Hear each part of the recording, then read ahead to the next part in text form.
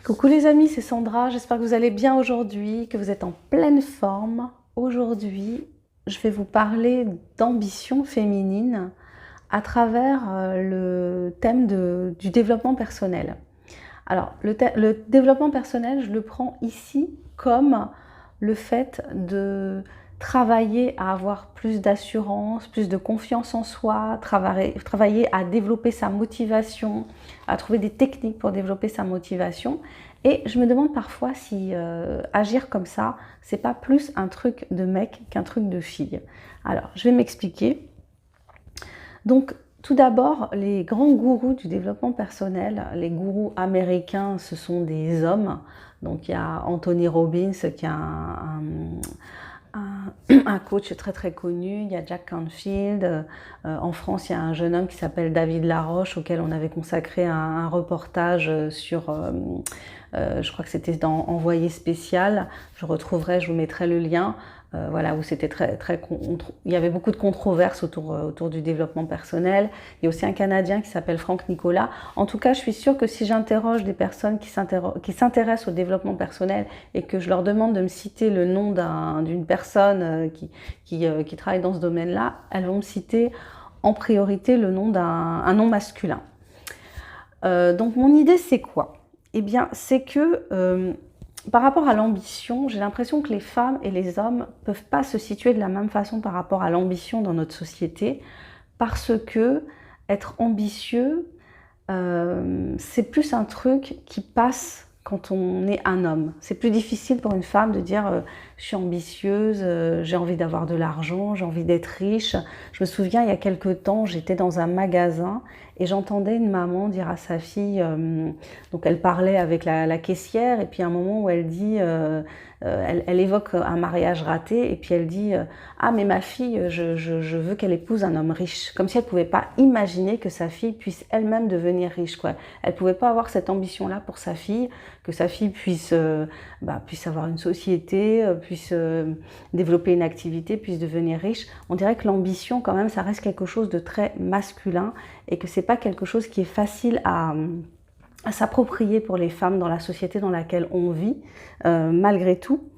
Donc les freins à l'ambition féminine, en premier lieu, moi je vois que c'est la maternité quelque part, parce que on a l'impression quand même que toujours une femme, ça se réalise en devenant mère. L'enfant, c'est la réalisation féminine par excellence. Même si tu réussis quelque chose au niveau professionnel, au niveau créatif, on va toujours à un moment demander mais comment ça se fait, elle n'a pas eu d'enfant, ça doit être un manque pour elle, alors que pour un homme j'ai le sentiment que c'est quelque chose qui va moins être évoqué, quoi. Un homme peut réussir, le fait qu'il n'ait pas d'enfant, ça ne va pas être forcément vu comme un échec d'une certaine façon.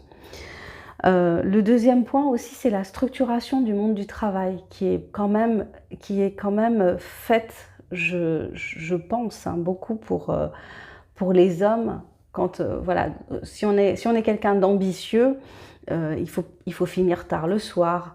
Il faut faire l'impasse quelque part sur certains aspects de sa vie familiale. Et pour une femme, c'est beaucoup plus compliqué parce qu'on est quand même, malgré tout, on reste dans cette structuration où la femme gère en majorité le quotidien familial. C'est souvent elle qui récupère les enfants à la sortie de l'école, à la sortie du centre de loisirs le soir.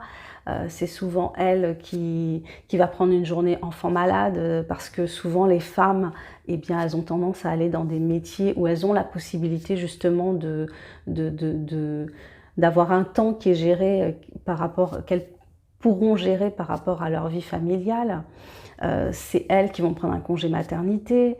C'est elles qui, quand elles ont des responsabilités, après quand elles reviennent quand elles reprennent leur poste, elles peuvent justement se voir reprocher d'avoir été absentes pendant cette période-là, de voir que quelqu'un a pu les remplacer, qu'elles n'occupent plus les mêmes fonctions.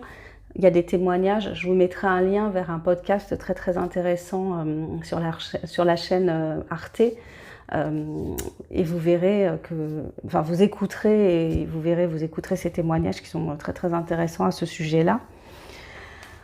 Le développement personnel au féminin, bah, évidemment, ça existe hein, pour développer la confiance en soi, l'ambition, mais j'ai l'impression que ça se joue à un autre niveau parce que quand je fais des recherches, j'ai l'impression que les femmes, bah, elles sont quand même plus dans une recherche spirituelle, plus dans une recherche une certaine mystique quoi, qui arrive toujours à un moment ou à un autre. Et je rattache ça beaucoup à bah, un phénomène actuel hein, qui est de retrouver cette puissance féminine, la puissance sorcière des femmes. J'avais consacré une vidéo, j'avais fait une chronique d'un livre de Mona Chollet qui s'appelle La puissance invaincue des femmes. Et on a l'impression que ça, c'est en train de reprendre, de revenir au goût du jour, d'être bien présent et que la force des femmes, elle va s'exprimer un petit peu différemment. L'ambition des femmes, elle va s'exprimer différemment. Donc ça a quelque chose de positif et puis en même temps, ça a quelque chose un peu de négatif parce que ça me fait penser à Bourdieu, en fait, quand il parlait du féminin et du masculin et puis qu'il disait que les femmes avaient tendance quand même à aller vers certains domaines moins, entre guillemets, moi je dirais, prestigieux que les hommes, voilà, moins vers la politique, moins vers les postes à responsabilité, effectivement parce que c'est difficile, parce que les portes elles s'ouvrent pas, il faut les pousser. Donc voilà, c'est un petit peu... c'est un petit peu mon ressenti, enfin c'est mon ressenti. Donc j'ai l'impression aussi que de plus en plus on va, nous les femmes, s'intéresser au développement personnel parce que on est dans un mouvement aujourd'hui où on est plus dans l'affirmation, dans le besoin de... je vais pas dire... c'est pas reconnaissance, c'est plus le besoin de changer la donne, quoi, d'évoluer, parce qu'il y a quand même une violence qui est faite aux femmes, qui n'est pas une invention, hein, c'est une violence systémique qui se traduit par ces féminicides dont vous avez certainement entendu parler. Donc à l'heure où je parle, je pense qu'il doit y avoir à peu près 104 femmes qui sont décédées sous les coups de leur compagnon ou de leur ex-compagnon en France. Donc il y a un rapport entre le féminin et le masculin qui à mon avis va évoluer, va se modifier, va changer. Je ne sais pas comment, mais je pense que on a besoin de ça aujourd'hui. Et peut-être ça va se traduire dans justement le fait que les femmes affichent leurs ambitions. Elles vont peut-être être différentes de celles des hommes. Elles vont peut-être pas se traduire de la même façon. Je ne sais pas, mais en tout cas, voilà, j'ai l'impression qu'on est dans ce mouvement-là à l'heure actuelle. Voilà, je m'arrête là, c'était ça que je voulais partager avec vous aujourd'hui. Si cette vidéo vous a plu, n'hésitez pas, mettez-moi un petit pouce vers le haut. Si elle ne vous a pas plu, ce n'est pas grave, on ne se quitte pas fâché. Je vous souhaite une excellente journée ou soirée. Pensez à vous abonner et à activer la petite cloche. Je vous invite aussi à découvrir mes livres parce que je suis écrivaine indépendante. Je vous invite à découvrir mes livres. Je vous mets tous les liens juste en dessous de la vidéo. Je vous souhaite une bonne soirée. Je vous dis à bientôt pour la prochaine vidéo. Bye bye.